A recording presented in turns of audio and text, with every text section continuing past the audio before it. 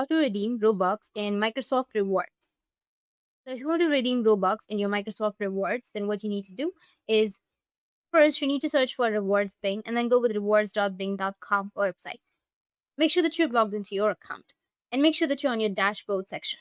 So once you're logged in, you'll land on the main dashboard where you can see all of your total points. From here, simply click on the redeem option, which will be in the top right, to explore all the rewards that are available to you.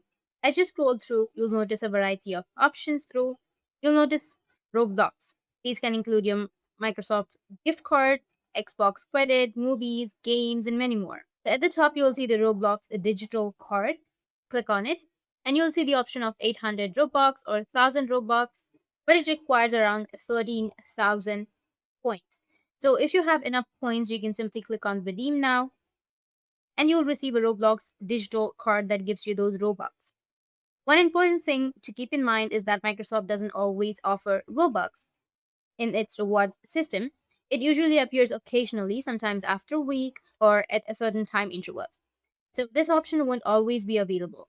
But if you're lucky enough, like in this case, it's available, you can grab the Robux reward as long as you have enough points to redeem it.